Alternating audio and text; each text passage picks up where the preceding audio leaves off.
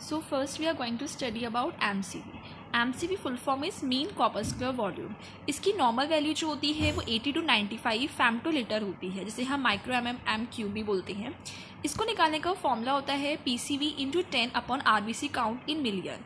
Mean corpuscular volume का मतलब होता है कि टोटल RBCs का जो काउंट है उसमें से उनकी वॉल्यूम कितनी है, मतलब कि एक मीन टोटल RBCs की एवरेज वॉल्यूम क्या है. तो टोटल RBCs कितनी है और उनकी वॉल्यूम कितनी है डिवाइड करेंगे तो एक एवरेज आ जाएगा उसका. जैसे कि अगर हमें PCV दे रखा है 45% और RBC है 5 मिलियन, तो MCV निकालेंगे 45 इंटू 10/5 तो 90 फेम्टोलीटर जो है वो हमारा MCV आ जाएगा.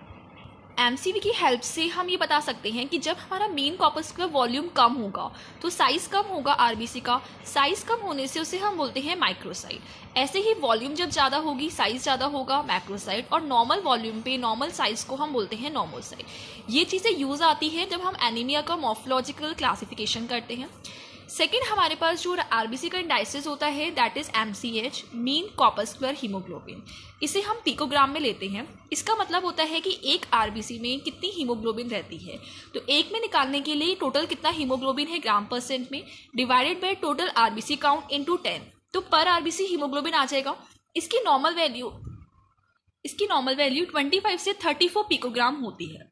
ऐसे ही थर्ड इंडाइसिस होता है MCHC, जिसको हम बोलते हैं मीन कॉपस्कुलर हीमोग्लोबिन कंसंट्रेशन. ये हमारी परसेंटेज में होती है.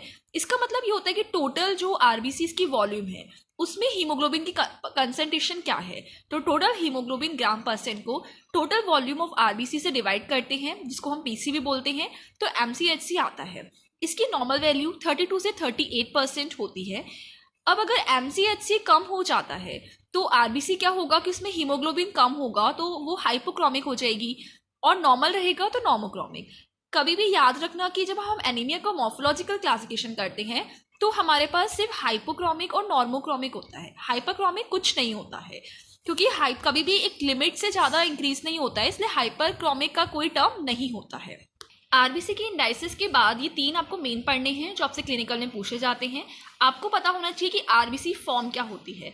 क्या होता है RBC फॉर्मेशन के लिए हम मेन टर्म पढ़ते हैं हिमैटोपोइसिस. हिमैटोपोइसिस का मतलब होता है कि जितने भी ऑल ब्लड के जो सेल्स होते हैं उनका फॉर्मेशन, और जिसका एक पार्ट होता है इराइथ्रोपोइसिस, जिसका मतलब होता है सिर्फ RBCs का फॉर्मेशन. तो हम सबसे पहले स्टार्ट करेंगे हिमैटोपोइसिस. तो हिमैटोपोइसिस हमें डिटेल पता होना चाहिए. हिमैटोपोइसिस की अगर हम बात करते हैं तो उससे पहले एक और चीज़ पता होनी चाहिए कि जो हमारा ब्लड्स बनना स्टार्ट करते हैं, जो हमारे सेल बनते हैं ब्लड में, सबसे पहले फर्स्ट ट्राइमेस्टर में they form in the first trimester में वो यॉर्क सैक में बनते हैं, सेकेंड ट्राइमेस्टर में वो लिवर में बनते हैं, और थर्ड ट्राइमेस्टर में आकर 20 वीक पर वो स्टार्ट करते हैं हमारे बोन मैरो में बनना. बोन मैरो में जो हमारे बनते हैं सेल्स, ब्लड सेल्स, वो बच्चों में सारी बोन्स होती हैं उनमें बनता है, लेकिन जो अडल्ट होते हैं उनकी सिर्फ फ्लैट बोन्स होती हैं, उसमें जो है ब्लड सेल्स बनते हैं. अब हम बात करते हैं कि हिमैटोपोइसिस. तो हिमैटोपोइसिस का मतलब ही है कि पोइसिस मतलब फॉर्मेशन ऑफ ब्लड सेल्स. तो ये स्टार्ट कहाँ से होता है? In bone marrow. Bone marrow में सबसे पहले हमारे पास एक सेल होता है जिसे हम बोलते हैं प्लूरिपोटेंट हिमैटोपोइटिक स्टेम सेल. इसे हम हीमोसाइटोब्लास्ट भी कहते हैं. ब्लास्ट का मतलब होता है कि अभी डिफ्रेंशिएटेड नहीं है. तो सेल्स जो अभी डिफ्रेंशिएटेड नहीं है ब्लड के, उनका बनना. स्टेम सेल होता है वो हर टाइप के सेल्स बनाने में डिफ्रेंशिएट हो सकता है, और कुछ जो होता है वो सेम में हो जाता है ताकि वो वापस से उसको हम उस चीज़ के लिए यूज़ कर पाए. तो जो PHSC होते हैं ये मेनली 2 टाइप में डिफ्रेंशिएट होते हैं. CFUS colony forming unit spleen, जिसे हम कॉमन माइलॉइड प्रोजेनेटर भी बोलते हैं, और लिम्फोइड स्टेम सेल्स होते हैं या कॉमन लिम्फोइड प्रोजेनेटर. कुछ PHSCs वापस बनते हैं जो वापस ब्लड में जाते हैं for the next cycle of formation के लिए. अब जो कॉमन माइलॉइड प्रोजेनेटर होते हैं वो आपके RBC, WBCs, प्लेटलेट्स बनाते हैं. तो उसके लिए क्या होता है कि कॉमन माइलॉइड प्रोजेनेटर डिफ्रेंशिएट करते हैं into CFUB colony forming unit blast, colony forming unit granulocyte myelocyte, जिसको हम माइलोब्लास्ट भी बोलते हैं, and colony forming unit megakaryocyte. ये होता है जो आगे जाके प्लेटलेट बनाता है. इसी तरह से जो कॉमन लिम्फोइड होता है वो 2 चीज़ें बनाता है, natural killer cells and small and large lymphocyte. Small and large lymphocytes जो होते हैं they form the T lymphocytes and B lymphocyte, जो मेन आपका इम्यूनिटी में रोल करते हैं, और यहाँ ये जो होते हैं ये फर्दर बनाते हैं. तो कॉलोनी फॉर्मिंग यूनिट ब्लास्ट ने बनाया कॉलोनी फॉर्मिंग यूनिट इरेथ्रोसाइट जो फर्दर डिफरेंशिएट करती हैं इरेथ्रोसाइट्स में। ऐसे ही ग्रैनुलोसाइट मोनोसाइट्स होती हैं जो ग्रैनुलोसाइट्स बनाती हैं। ग्रैनुलोसाइट्स 3 टाइप की होती हैं, neutrophil, eosinophil, basophil. And monocytes होती हैं जो फर्दर डिफरेंशिएट करती हैं मैक्रोसाइट्स और मैक्रोफेजेस में। कॉलोनी फॉर्मिंग यूनिट जो मेगा कैरियोसाइट्स होती हैं दे डिफरेंशिएट करती हैं टू फॉर्म करने के लिए प्लेटलेट्स। तो ये पूरा प्रोसेस जो होता है वो हेमाटोपोइसिस होता है। अब इसका वन ऑफ द पार्ट होता है इराइथ्रोपोइसिस। इराइथ्रोपोइसिस में क्या है कि जो हमने शुरुआत की थी PHSE से वो डिफरेंशिएट करते हैं CFUE में, जैसा कि हमने यहाँ देखा। अब इससे लेके यहाँ तक के प्रोसेस को हम इराइथ्रोपोइसिस बोलते हैं, जिसमें कॉलोनी फॉर्मिंग यूनिट जो इराइथ्रोसाइट्स होती हैं ये डिफरेंशिएट करती हैं इनटू प्रो इराइथ्रोब्लास्ट। उसके बाद नेक्स्ट को हम बोलते हैं नॉर्मोब्लास्ट। नॉर्मोब्लास्ट 3 स्टेजेस में होता है, अर्ली, इंटरमीडिएट एंड लेट। उसके बाद रेटिकुलोसाइट्स एंड इराइथ्रोसाइट्स। ठीक है, अब ये हमारी स्टेजेस होती हैं कि कैसे आरबीसीज इरेथ्रोसाइट्स बनती हैं। फाइनली इसमें हम ये देखते हैं कि प्रो इरेथ्रोब्लास्ट से रेटिकुलोसाइट का जो टाइम पीरियड होता है वो 7 डेज का होता है, और रेटिकुलोसाइट से इरेथ्रोसाइट्स में कन्वर्ट होने के लिए सिर्फ 2 डेज लगते हैं।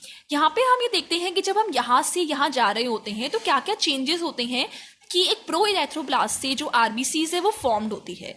तो सबसे पहले जैसे कि हमें दिख रहा है कि प्रो इरेथ्रोब्लास्ट बड़ा होता है, सेल साइज ज़्यादा होता है, उसमें न्यूक्लियस होता है और ये मोस्टली ब्लू कलर का होता है। तो जैसे हम अबाउट टू डाउनवर्ड जाते हैं सेल का साइज रिड्यूस होता जाता है, न्यूक्लियस भी धीरे धीरे कम होता है और फिर रेटिकुलोसाइट आकर डिसअपियर हो जाता है।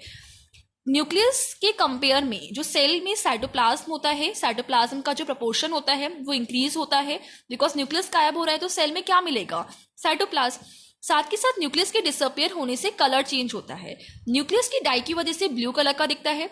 फिर धीरे धीरे आपका जिसको हम बेसोफिल बोलते हैं, फिर वो पॉलीक्रोमैटिक होता है, इंटरमीडिएट पॉलीक्रोमैटिक होता है क्योंकि उसमें इओसिनोफिल भी की एसिडिक डाई भी होती है और बेसिक भी, और धीरे धीरे जाकर वो एसिडिक हो जाता है, इसलिए वो रेड कलर का दिखता है जिसे हम ऑर्थोक्रोमैटिक भी बोलते हैं। तो ये कलर चेंजेस हो गए। अब एक क्वेश्चन आता है कि हीमोग्लोबिन सबसे पहले किस स्टेज में अपीयर होता है, तो इंटरमीडिएट नॉर्मोब्लास्ट होता है, वहां पे सबसे पहले जो है हीमोग्लोबिन आना स्टार्ट करता है, जहां से रेड कलर स्टार्ट होता है वहीं पे हीमोग्लोबिन स्टार्ट होता है। फिर आता है कि रेटिकुलोसाइट में न्यूक्लियस नहीं होता है लेकिन उसमें एक आरएनए प्रेजेंट होता है, और जो हमारी आरबीसीज होती हैं, जो मैच्योर आरबीसीज इरेथ्रोसाइट्स होती हैं, उनमें आरएनए भी नहीं होता। अब मैच्योर आरबीसीज में आपने देखा होगा प्रैक्टिकल्स में कि उसमें बीच में जब हम स्लाइड्स देखते हैं हिस्टो में तो उसमें सेंटर पेलोर होता है। सेंटर पेलोर जो आरबीसीज में होता है वो due to absence of nucleus haemoglobin नहीं होता, इसलिए हमें मिलता है। अब इराइथ्रोपोइसिस के बारे में जो फर्दर चीजें हैं जैसे कि कौन इसे रेगुलेट करता है, मेनली इराइथ्रोपोइसिस को इराइथ्रोपोइटीन जो एक हार्मोन होता है वो स्टिमुलेट करता है आरबीसी की प्रोडक्शन को, जिससे जो रेस्पॉन्स ऑफ हाइपोक्सिया, जैसे ही ऑक्सीजन की कमी होती है हमारी बॉडी में, इराइथ्रोपोइटीन हमारा स्टिमुलेट करता है जिससे आरबीसी का प्रोडक्शन जो है वो इंक्रीज हो जाता है।